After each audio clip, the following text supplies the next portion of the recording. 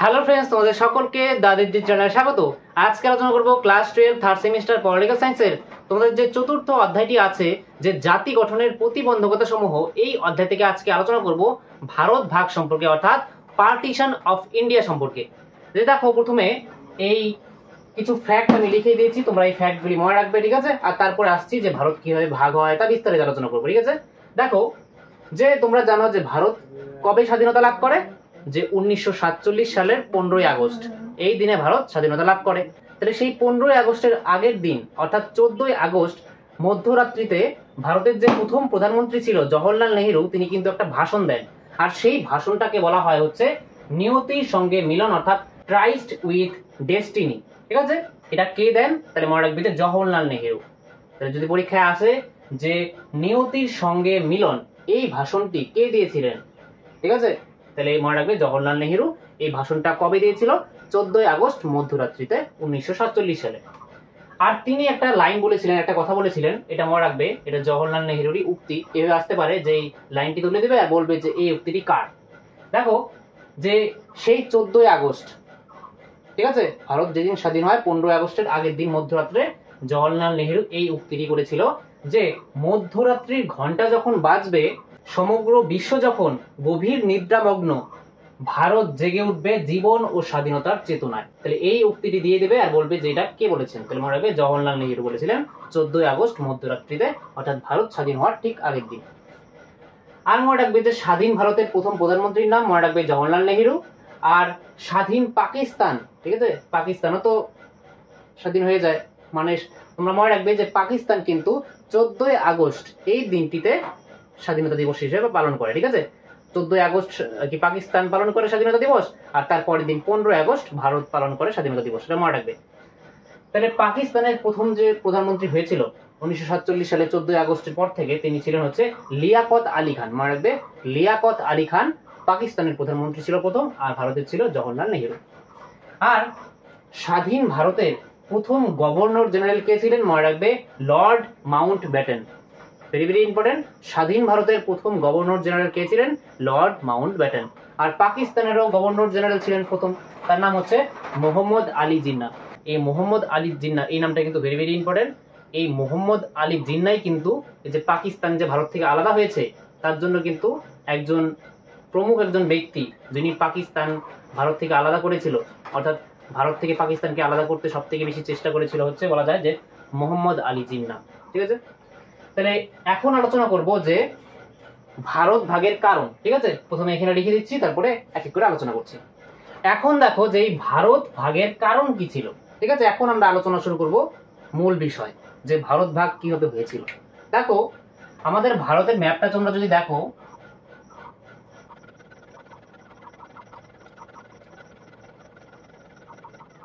ঠিক আছে, তোমরা মনে করো এটা একটা ভারত, হ্যাঁ, অতটা ভালো হয়নি, তাও তোমরা বোঝার জন্য দেখো যে ভারত স্বাধীন হয় 1947 সালের 15ই আগস্ট, ঠিক আছে?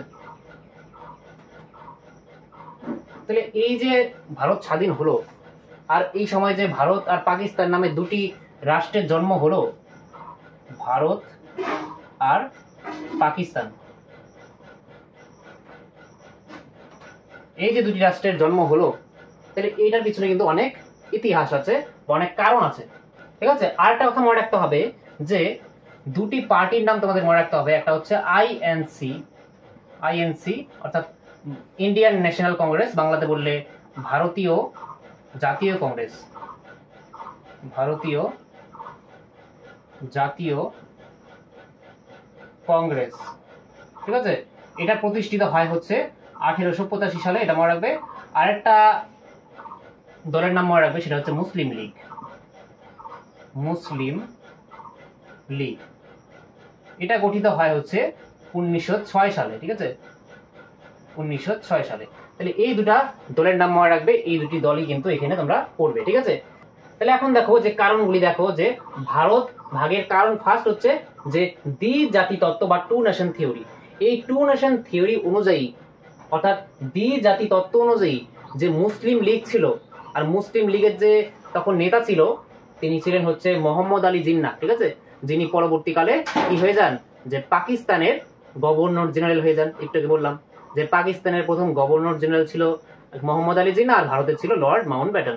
তাহলে সেই যে মোহাম্মদ আলী জিন্নাহ ছিল, তিনি বলেছিলেন যে তার দাবি ছিল যে যেহেতু হিন্দু ও মুসলমানদের মধ্যে তাদের ধর্ম আলাদা, তাদের জীবনধারা আলাদা, তাদের সংস্কৃতি আলাদা, তার জন্য তাদের একটা পৃথক রাষ্ট্র দরকার। ঠিক আছে, মুসলমানদের জন্য একটা পৃথক রাষ্ট্র দরকার, আর যেটা আর কি পাকিস্তান পরে হয়, বিভাজিত হয় আর কি। তাহলে এই টু নেশন থিওরির দ্বারাও কিন্তু এটাও কিন্তু একটা প্রধান কারণ ভারত বিভাগের। তারপর হচ্ছে বিভাজন ও শাসন নীতি, অর্থাৎ ডিভাইড অ্যান্ড রুল। যে ব্রিটিশ যে ছিল, তোমরা জানো যে 1947 সালের 15 আগস্টের আগে প্রায় 200 বছর ভারতে শাসন করেছিল ব্রিটিশরা। তাহলে সেই যে ব্রিটিশরা শাসন করতে করতে তখন ভারতীয়, তোমরা জানো যে স্বাধীনতা সংগ্রাম যে হয়, স্বাধীনতার জন্য ভারতীয়রা অনেক সংগ্রাম করে, অনেক যুদ্ধ হয়।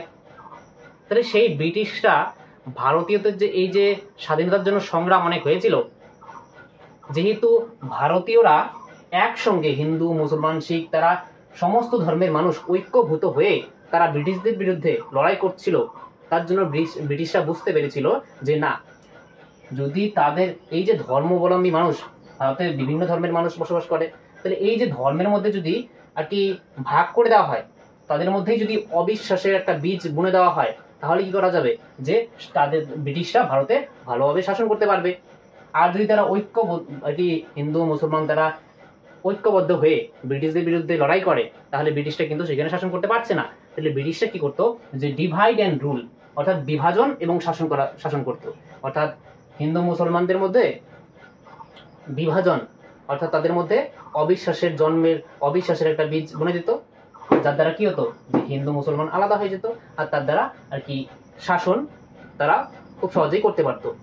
তার একটা উদাহরণ হচ্ছে যে 1909 খ্রিস্টাব্দের যে মরলে মিন্টো আইন পাস হয় না, সেখানে দেখা যায় যে মনে রাখবে যে 1909 সালে মরলে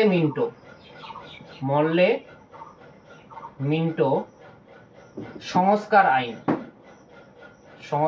আইন, এই আইনের মধ্যে কি দেওয়া হয়, এই আইন, তারপর আরেকটা আছে ভারত শাসন আইন 1935, ভারত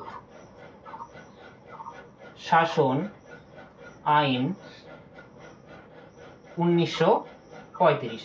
এই দুইটি আইনে কি দেওয়া হয় যে মুসলমানদের জন্য আলাদা আর কি নির্বাচনের ব্যবস্থা করা হয়, অর্থাৎ সেপারেট ইলেক্টোরেট দেওয়া হয় তাদের জন্য।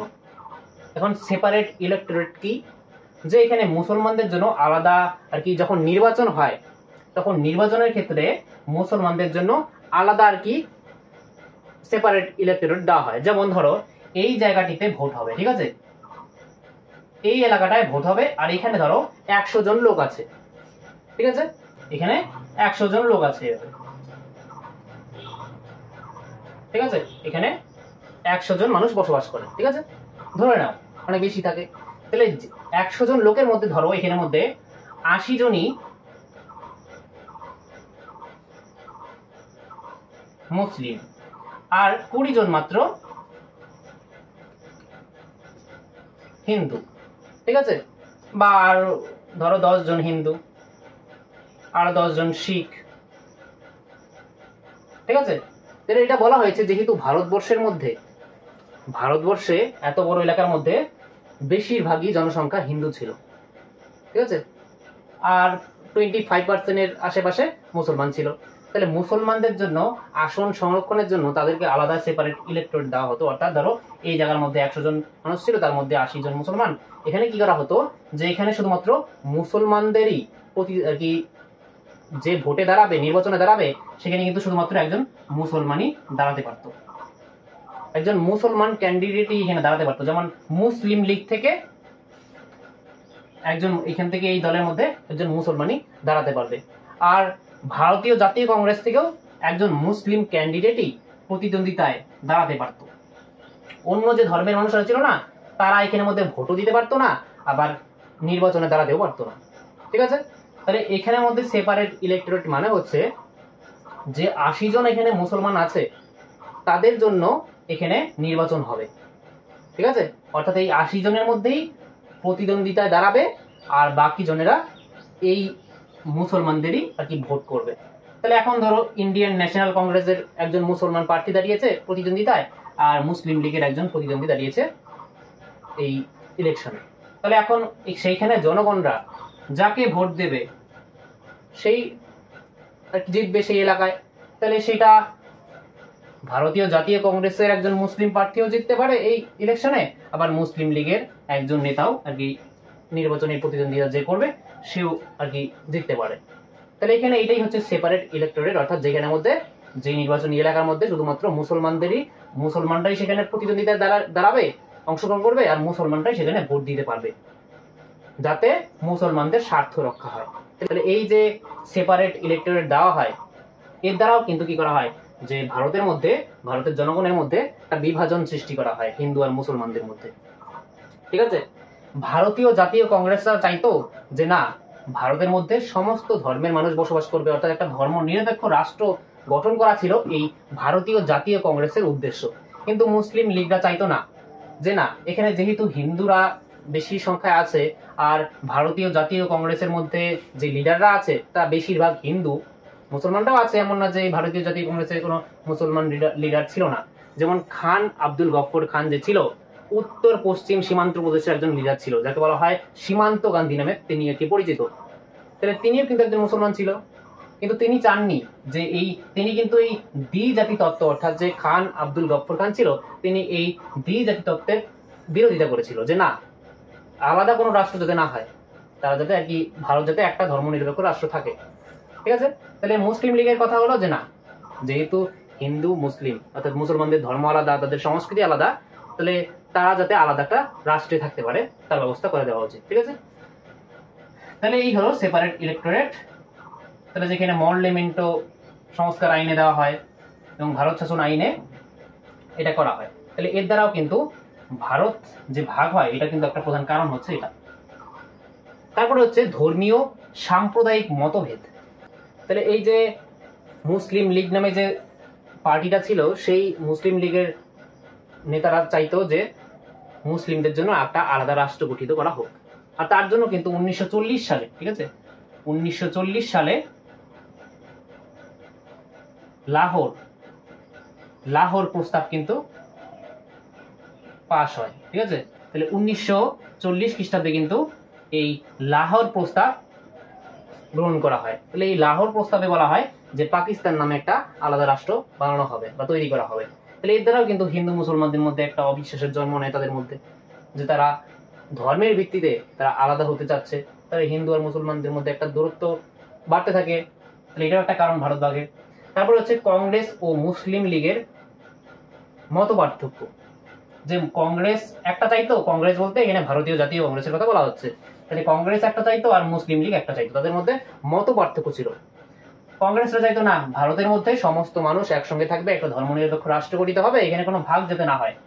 আর মুসলিম লীগরা চাইতো না, যে যেহেতু ধর্ম আলাদা, মুসলিমরা এখানে কম সংখ্যায় আছে, সংখ্যালঘু, তাহলে এখানে এই রাষ্ট্রের মধ্যে যদি মুসলিমরা থাকে তাহলে মুসলিমদের কি হবে না, যে স্বার্থ রক্ষিত হবে না। এটা মুসলিম লীগের কথা ছিল, যে এখানে মুসলমানদের স্বার্থ রক্ষিত হবে না, এখানে হিন্দুরাই তাদের মতো করে রাষ্ট্র পরিচালনা করবে।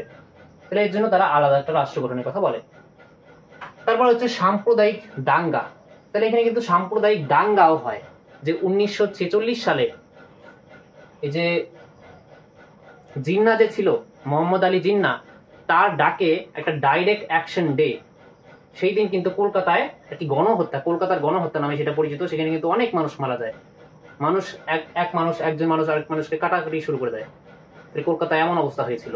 তাহলে তার দ্বারাও কিন্তু এখানে বলা যায় যে না, তারা বুঝতে পারে যে না, আলাদা রাষ্ট্র তাদেরকে তৈরি করে দিতে হবেই।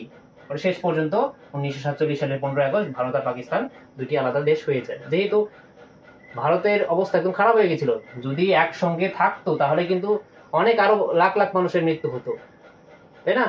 তাহলে দাঙ্গা চলছে, তার থেকে পরে আবার সবাই পরে ভারতীয় জাতীয় কংগ্রেসও রাজি হয়ে যায় যে না, যে অবস্থা চলছে 1946 সালে এত কলকাতায় রক্তারক্তি হয়, তার দ্বারা বলে দেয় না হয়েছে, তাহলে পাকিস্তান একটা আলাদা রাষ্ট্রই হয়ে যাক।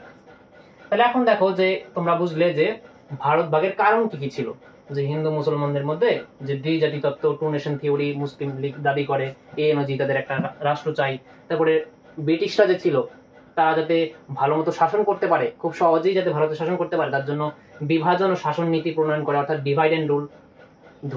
বিভিন্ন ধর্মের মানুষদের মধ্যে একটা বিভাজন করে দেয়, তাদের মধ্যে বিভিন্ন ধর্মের মানুষের মধ্যে অবিশ্বাসের বীজ বুনে দেয়, যাতে তারা একে অপরের থেকে তারা যাতে ঐক্যবদ্ধভাবে ব্রিটিশদের বিরুদ্ধে লড়াই করতে না পারে, তাহলে এর দ্বারাও কিন্তু আর কি ভারত ভাগের একটা এটা কারণ বলা যায়। তারপরে ধর্মীয় ও সাম্প্রদায়িক মতভেদ, তারপরে কংগ্রেস ও মুসলিম লীগের মধ্যে মত পার্থক্য, এই যে দুটি রাজনৈতিক দল ছিল তখন ভারতে, তাহলে এই দুটির মধ্যে মতভেদ ছিল, মত পার্থক্য ছিল। তারপরে সাম্প্রদায়িক দাঙ্গা, এইসব কারণে কিন্তু ভারত ভাগ হয়। তাহলে দেখো যে এই ভারত যে ভাগ হয়, তাহলে এখন তোমরা একটু এই ভারতের ম্যাপের দিকে তাকাও। এখন কিছু কথা বলছি, তোমরা এটা জেনে রাখো। তাহলে যে ভারত যে ভাগ হলো, তাহলে পাকিস্তান আর ভারত, এটা তো বর্তমানে ভারত, এটা ঠিক আছে। আর এখানে পাকিস্তান আছে, ঠিক আছে, এখানে পাকিস্তান বলা যায়। আর এখানে বাংলাদেশ আছে, তাই না? তাহলে এই যে ভারত, এই যে এখানে বাংলাদেশ, এই যে পাকিস্তান, তাহলে এটা কিন্তু সমস্ত একসঙ্গে ছিল আগে 1947 সালের 15ই আগস্টের আগে। তাহলে এই যে এই জায়গাটা বর্তমানে যে বাংলাদেশ আছে, এই জায়গাটাকে আগে বলা হতো কি বঙ্গপ্রদেশ, ঠিক আছে। আগে এই যে এই বাংলাদেশ আর এই যে পশ্চিমবঙ্গ ছিল না, পশ্চিমবঙ্গ পরে বিহার, এই এলাকাটাকে বলা হতো বঙ্গপ্রদেশ। এখানে মানুষেরা বাংলা ভাষায় কথা বলতো, এখানে অনেকটা এলাকা নিয়ে একটা প্রদেশ ছিল। তাহলে ব্রিটিশরা যখন শাসন করতো তখন এখানের মধ্যে কিন্তু অনেক আর কি, ব্রিটিশরা যখন শাসন করতো তখন ভারতকে প্রধানত দুইটি অঞ্চলে ভাগ করা যায়, একটা হচ্ছে দেশীয় রাজ্য, একটা হচ্ছে ব্রিটিশ ভারত, ঠিক আছে। একটা হচ্ছে ব্রিটিশ ভারত, মনে রাখবে, একটা হচ্ছে ব্রিটিশ ভারত,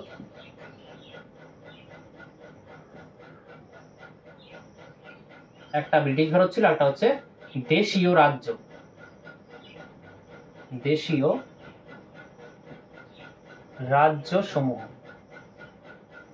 ঠিক আছে। অর্থাৎ দেশীয় রাজ্য সমূহ অর্থাৎ আমাদের ভারতে কিন্তু তখন 1947 সালের 15ই আগস্টের আগে তখন কিন্তু অনেক আর কি রাজা শাসিত অনেক অঞ্চল ছিল, ঠিক আছে, যেখানে রাজারা শাসন করতো। তাহলে এমন অনেক অঞ্চল ছিল, যেমন হায়দ্রাবাদ ছিল, জুনাগড় ছিল, ঠিক আছে। তারপরে এখানে কাশ্মীর ছিল, তোমরা জানো কাশ্মীর সমস্যা নিয়ে, তাহলে কাশ্মীরের তখন রাজা ছিল কি হরি সিং, ঠিক আছে।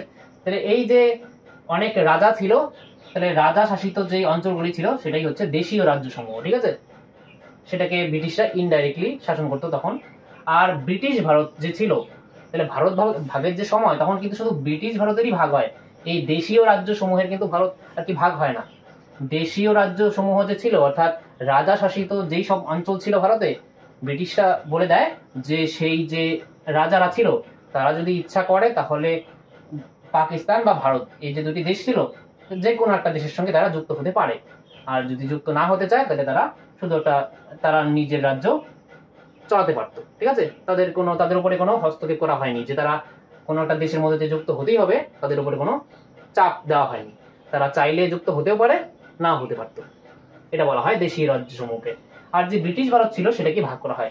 ব্রিটিশ ভারতের মধ্যে এখানে ছিল বঙ্গপ্রদেশ, এখানে ছিল পাঞ্জাব, এই যে এখানে বর্তমানে যে পাঞ্জাব আছে না, এই পাঞ্জাব, আর এখন কিন্তু পাকিস্তানেরও এখানে একটা পাঞ্জাব নামে জায়গা আছে, ঠিক আছে। আগে এই দুটি জায়গা একসঙ্গে ছিল, কিন্তু যখন ভাগ হয়ে যায় তখন এখানে এলাকাটাকেও পাঞ্জাব বলা হয়, আবার এখানে পাকিস্তানেও বর্তমানে পাঞ্জাব আছে।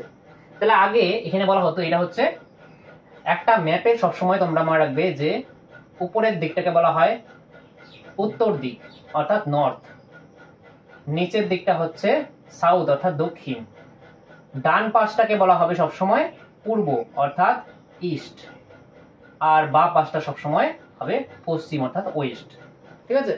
তাহলে এই যে এই সমস্তটা পাঞ্জাব ছিল, আর এই সমস্তটা কি ছিল, এই সমস্তটা ছিল হচ্ছে বঙ্গ। তাহলে এইখানে কি করা হয়, যে এখানে যে বর্তমানে বাংলাদেশ আছে এটা কিন্তু আগে পাকিস্তানেরই ছিল অংশ, এটাকে বলা হতো পূর্ব পাকিস্তান। আর এই এলাকাটাকে এই পাকিস্তান ছিল, এটাকে বলা হতো পশ্চিম পাকিস্তান, পশ্চিম পাকিস্তান। যেহেতু দেখছো পশ্চিম দিকে এটা বাপাসটা, তাহলে যেহেতু এই পাকিস্তানের যেহেতু এই জায়গার মধ্যেও মুসলমান বেশি সংখ্যায় ছিল, আর এই জায়গার মধ্যেও মুসলমানরা কি সংখ্যাগরিষ্ঠতায় ছিল, তার জন্য ভাগ যখন করা হয় দেশ, তখন এই দিকটায় ভাগ করা হয় আর এই দিকটায় ভাগ করা হয়, ঠিক আছে। তাহলে এই যে ভাগটা হয় এখানের মধ্যে, তাহলে এই যে পাঞ্জাব ছিল, এখানে এই জায়গাটাকে বলা হতো পশ্চিম পাঞ্জাব, আর ভারতে যেটা ছিল এটা বলা হয় পূর্ব পাঞ্জাব।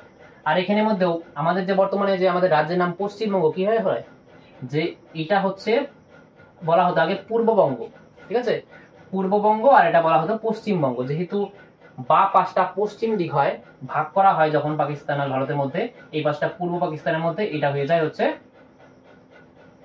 ইস্ট অর্থাৎ পূর্ববঙ্গ, আর এটা হয়ে যায় পশ্চিমবঙ্গ। এই পূর্ববঙ্গই পরে বাংলাদেশ হয় 1972 সালে, বাংলাদেশ হয়ে যায়, এই পূর্ব পাকিস্তানই পরে বাংলাদেশ হয়ে যায়, ঠিক আছে। তাহলে দেখো যে এখানের মধ্যে তাহলে ভারত যখন ভাগ হয়, এইখান থেকে মুসলিম, এখানের মধ্যে হিন্দুরাও ছিল, এমন না যে এই জায়গাটার মধ্যে সমস্তরাই আর কি মুসলিম ছিল, এখানে হিন্দুও ছিল। এই জায়গার মধ্যে এমন না যে সমস্তই মুসলিম ছিল, এখানে হিন্দুও ছিল। তাহলে কি হয়, দেশ যখন ভাগ হয়ে যায় তখন তখন কেউ 15ই আগস্ট 14ই আগস্টের দিন স্বাধীনতার পরে অনেকে জানতোই না, বাড়িতে বসে আছে, যে তারা কোন দেশে আছে, তারা কি ভারতবর্ষে এখন আছে নাকি তারা পাকিস্তানে। তখন অনেক লোক তো জানতোই না তাও, ঠিক আছে। এমন অবস্থা যে নিজের বাড়ির উঠান চলে গেছে পাকিস্তানে আর নিজের ঘর পড়ে আছে ভারতে, এমন অবস্থা আর কি। তাহলে এই সমস্ত অবস্থা দেখা যায়। তাহলে কি করা হয় যে তাহলে মুসলমানদের জন্য একটা আলাদা রাষ্ট্র গঠন করা হয়, সেটাকে বলা হয় পাকিস্তান। তাহলে এখন কি হয় যে তাহলে পাকিস্তানের মধ্যে কোন কোন অঞ্চল পাকিস্তানকে দেওয়া হয় সেটা বলে রাখি, যে পাকিস্তানকে দেওয়া হয় হচ্ছে, মনে রাখবে যে একটা দেওয়া হয় পূর্ববঙ্গ, ঠিক আছে, পূর্ববঙ্গ অর্থাৎ এই জায়গাটা, এখানে বঙ্গোপসাগর ছিল, ঠিক আছে, আর বঙ্গের মধ্যেই ভাগ করে দেওয়া হয়, এখানটায় মুসলমানদের সংখ্যা বেশি ছিল তার জন্য এটাকে দেওয়া হয় পাকিস্তানের সঙ্গে, অর্থাৎ পূর্ব পাকিস্তান ছিল নাম, তাহলে এটা হচ্ছে পূর্ববঙ্গ, পাকিস্তানের অংশ হয়ে যায় পূর্ববঙ্গ। তারপরে হচ্ছে পশ্চিম পাঞ্জাব, পশ্চিম পাঞ্জাব, এই পশ্চিম পাঞ্জাবকেও পাকিস্তানের অংশ হিসেবে দেওয়া হয়, পাঞ্জাব। এই পশ্চিম পাঞ্জাব অর্থাৎ কোন জায়গাটা, এই জায়গাটা পাঞ্জাব প্রভিন্স ছিল, পাঞ্জাব ছিল, তাহলে এই পাঞ্জাবের মধ্যেও ভাগ করে দেওয়া হয়, এই দিকটা হয়ে যায় ডান পাশটা পূর্ব, তার জন্য এটা পূর্ব পাঞ্জাব ভারতেই থেকে যায়, আর এই পাশটা পশ্চিম পাঞ্জাব হয়ে যায়। পাঞ্জাবকে ভাগ করে দেওয়া হয়, কিছুটা অংশ পাঞ্জাবের যেটুকু অংশ ভারতে থাকে সেটাকে বলা হয় পূর্ব পাঞ্জাব, আর যেটুকু অংশ পাকিস্তানে চলে যায় সেটা হচ্ছে পশ্চিম পাঞ্জাব। তাহলে পশ্চিম পাঞ্জাব পাকিস্তানকে দেওয়া হয়। তারপরে দেওয়া হয় হচ্ছে বেলুচিস্তান, এখানে বেলুচিস্তান নামেও জায়গা আছে, ঠিক আছে, পাকিস্তানে বেলুচিস্তান প্রদেশ, অর্থাৎ এখানে লিখে দিই বেলুচিস্তান, সেটাও পাকিস্তানকে দেওয়া হয়। তারপরে দেওয়া হয় হচ্ছে সিন্ধ, সিন্ধ প্রদেশ বা সিন্ধু, সিন্ধু প্রদেশও দেওয়া হয়। আরেকটা দেওয়া হয় হচ্ছে সেটা উত্তর পশ্চিম সীমান্ত প্রদেশ, সীমান্ত প্রদেশ অর্থাৎ নর্থ ওয়েস্ট ফ্রন্টিয়ার প্রভিন্স, ঠিক আছে, NWFP এটাও বলা হয়, উত্তর পশ্চিম সীমান্ত প্রদেশ। এটা পাকিস্তানের এই উপরের দিকে ছিল, ঠিক আছে, এই জায়গাটাই ছিল উত্তর পশ্চিম সীমান্ত প্রদেশ, আর সিন্ধু ছিল, আর ছিল হচ্ছে বেলুচিস্তান, পশ্চিম পাঞ্জাব, ঠিক আছে। তাহলে এই যে অঞ্চল 1টা 2টা 3টা 4টা 5টা, এই 5টা অঞ্চল পাকিস্তানকে দেওয়া হয়, ঠিক আছে, আর বাকি আর সম্পূর্ণ ভারতকে দেওয়া হয়, ঠিক আছে, আর বাদ বাকি যেটুকু ছিল এটা ভারতের মধ্যে এসে পড়ে, ঠিক আছে, এটা মনে রাখবে। তাহলে এই হয়ে গেল ভারত ভাগ সম্পর্কে আলোচনা। আর এই যে উত্তর পশ্চিম সীমান্ত প্রদেশ, এই উত্তর পশ্চিম সীমান্ত প্রদেশ অর্থাৎ নর্থ ওয়েস্ট ফ্রন্টিয়ার প্রভিন্স, এটা ছিল যে এখানে এর যে নেতা ছিল, লিডার ছিল, তার নাম হচ্ছে খান আব্দুল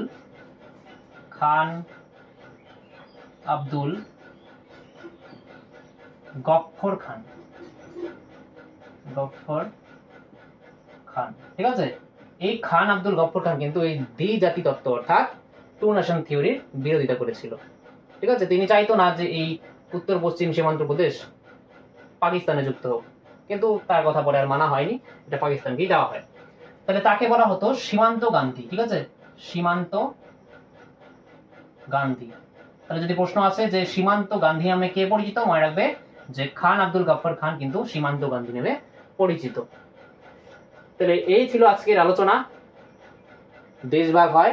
আর একটু বলে নিই যে এরপর আলোচনা করব যে এই যে ভাগটা হলো, তাহলে এই যে এখানের মধ্যেও অনেক হিন্দু ছিল, তাহলে তারা অনেকে চায় যে তারা এখান থেকে এখানে আসবে, তাহলে এমন অনেকে আছে তারা কিন্তু এই জায়গা থেকে ভারতে এসে পড়ে, আর এখান থেকে অনেক লোক ভারতে আসে, ভারত থেকেও এখান থেকে যারা মুসলমান ছিল পশ্চিম এই পূর্ব পাঞ্জাবে যারা মুসলমান ছিল তারা পাকিস্তানে চলে যায় অনেকে, আর এখানে যারা হিন্দু ছিল তারা আবার ভারতে ফিরে আসে। এইভাবে কিন্তু চলতে থাকে, ভারত থেকে পাকিস্তানে যাচ্ছে আর পাকিস্তানের লোকেরা আর কি ঘর ছেড়ে এইভাবে আসছে। এমন আর কি হচ্ছে যে পাঞ্জাবে যারা এখানে পশ্চিম পাঞ্জাবে যারা বসবাস করতো, ঠিক আছে, তারা বলতো এখান থেকে পূর্ব পাঞ্জাবে এখানে এসে বলতো যে আমি এখানে আমার ঘর বাড়ি ছেড়ে এসেছি, তোমরা গিয়ে ওখানে বসবাস করতে থাকো আর এখানে আমি তোমার জায়গায় বসবাস করছি, এমন আর কি। মানে এখানে লোক লাখ লাখ মানুষ নিজের ঘর বাড়ি ছেড়ে এক দেশ থেকে অন্য দেশে, অর্থাৎ ভারত বিভাগের পরে পাকিস্তান থেকে ভারতে আর ভারত থেকে পাকিস্তানে কিন্তু তারা এসেছে।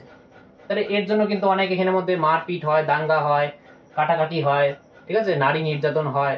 তাহলে এই সম্পর্কে আলোচনা করবো পরের ভিডিওতে, যেটা হচ্ছে উদ্বাস্তু সমস্যা নিয়ে। তাহলে এই ভারত বিভাগ যে হয়ে গেল, এই যে ভাগ হয়ে গেল, এই যখনই ভাগ হয়ে গেল তারপরেই যে অবস্থাটা খারাপ হলো সেটা পরের ক্লাসে আমরা আলোচনা করবো, সেটা উদ্বাস্তু সমস্যা নিয়ে, ঠিক আছে। তাহলে আজকে চতুর্থ অধ্যায়ের প্রথম ক্লাস তোমাদের কেমন লাগলো তোমরা কমেন্ট বক্সে আমাকে অবশ্যই লিখে জানাবে। আর নেক্সট ক্লাসে তাহলে আমরা উদ্বাস্তু সমস্যা নিয়ে আলোচনা করবো, ঠিক আছে। যারা এই চ্যানেলের প্রথম, তোমরা অবশ্যই চ্যানেলটি সাবস্ক্রাইব করে রাখো, আর যদি ক্লাসটা ভালো লেগে থাকে তাহলে অবশ্যই একটি লাইক করো, ঠিক আছে। তাহলে দেখা হচ্ছে নেক্সট ক্লাসে, ততক্ষণের জন্য বাই।